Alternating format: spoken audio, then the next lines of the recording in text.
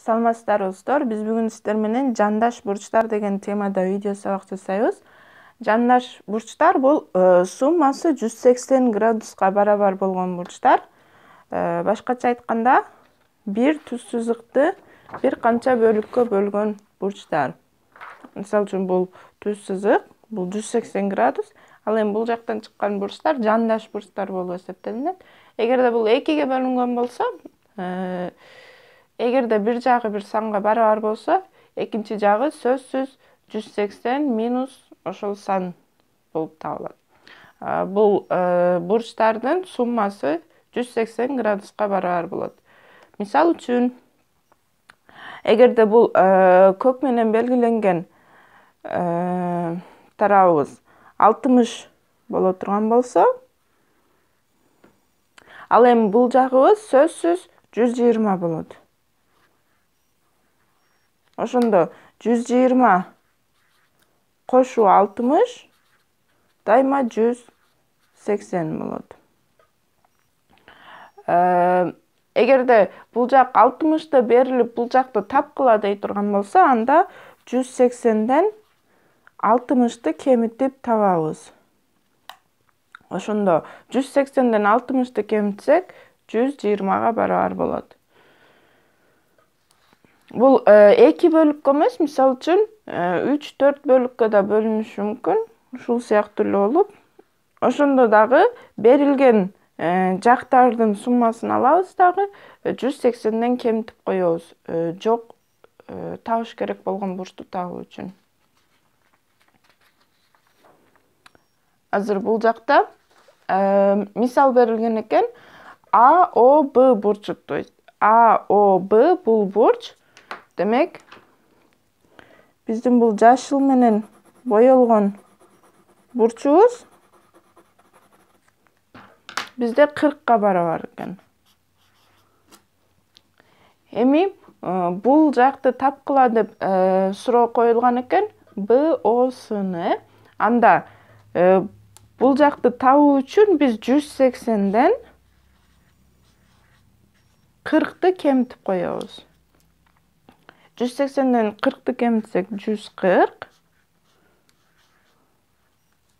Демек, биздин бул жактагы БОС бурчубуз БОС 140ка барабар экен.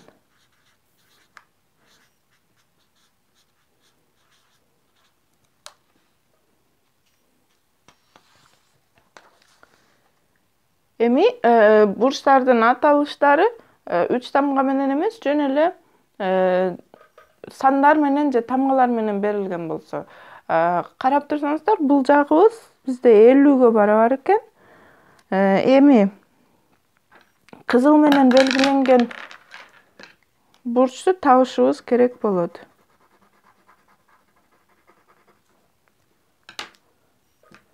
Аны табуу үчүн биз 180ден 50-нү кемитип коебуз. 180ден 50-нү кемитсек 130. Демек, биздин Z саныбыз, Z эми бурч эмес, сан болуп калды. Z саныбыз 130 градуска барабар. Эми 2ге эмес, 3 бөлүккө бөлүнгөн экен биздин бурчубуз.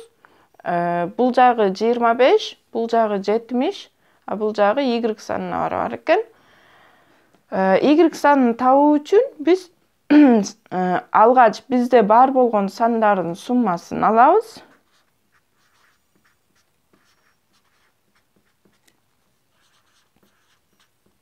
Демек, биздин колубузда бар бул көк жана жашыл бурчтарыбыз бизде 95ке барабар экен. Демек, белгисиз болгон бул кызыл бурчту табуу үчүн, мынакей кызыл бурчубуз 180ден калган бурчтарды кемитебиз. Белгилүү бурчтарды кемитебиз. Биздин көк жана жашылыбыз, көк бул, жашылыбыз 95 болгон болчу.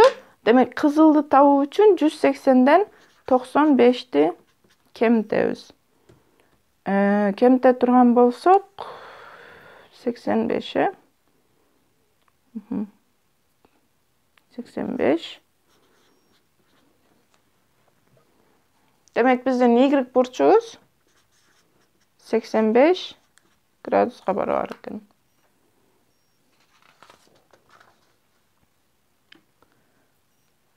Ал эми мындай мисал берилген учурда, мисал үчүн, бул белги, мисал үчүн, каалаган эле бир бурчту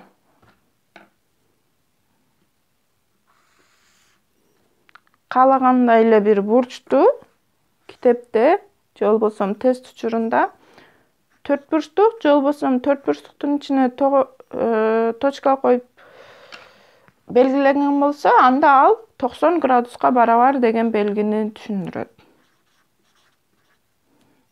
Биз көрүп тургандай эле бул жакта ошондой белги коюлган, анда биздин бул бурчубуз 90 градуска барабар.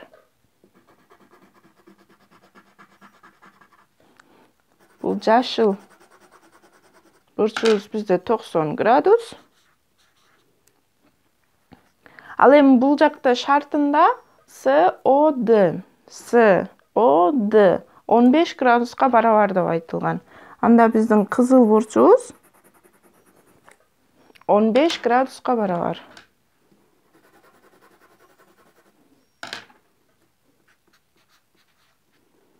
Анда биздин жашыл жана кызыл экөө биригип 105 градуска барабар.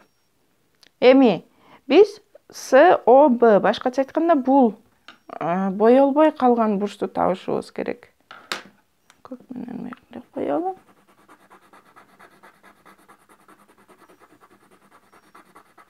Мынакей. Анда көк бурчту табуу үчүн биз 180ден, демек мунун баары үчөө биригип 180 болуш керек. А биз 180ден 105ти кемитебиз. Кемите турган болсок 75. Анда биздин көк бурчубуз, бул жактагы бурчубуз 75, же болбосо бурч SOB барабар 75. Эгерде сиздер иштеп жатканда, мисал үчүн, бул тест эмес, текшерүү боло турган болсо, суроо кандай болсо, бурч SOB канчага барабар деп сурап атпайбы?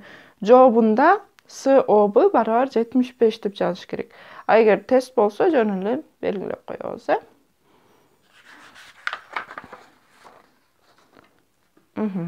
Бул жерде биздин жандаш бурчубуз, мынакей 180 градус болгон, бир түз сызыкта жатат. 3 барабар бөлүккө бөлүнгөн экен. Бул x'тер, демек, бул үчөө тең бир санга барабар экен. Эми муну табуу үчүн биз бул үчөөнүн суммасы баштагы бул бурчтардын суммасы бизде 180 градус болуш керек эле. Демек, бул үчөөнүн суммасы бизде 180 градуска барабар экен. 180 барабар x плюс x плюс x. Бул жерде канча дана x'ибиз бар? Бизде 1, 2, 3 дана, Демек, 180 барабар 3x. Эми, эгерде 3 штук x'ибиз 180ге барабар болсо, 1 штук x'ти табуу үчүн биз бул 3'тү 3кө бөлөбүз. Ошол эле учурда 180ди дагы 3кө бөлөбүз. Мынакей. Муну 3кө бөлдүк. Бул кыскарды, жок болуп кетти. Ал эми бул теңдеменин тең салмактуулугу сакталышы үчүн биз 180ди дагы 3кө бөлүшүбүз керек болот. Демек, бул жак кыскарып кетти, жок болуп кетти. Бул жактан x калды бизде. X барабар 180 бөлү 3. 180ди 3кө бөлсөк 60ка барабар, Demek bizdin x'imiz 60 gradusqa barabar ekan. X barabar 60 gradus. Javob bo'lsin 60 gradus.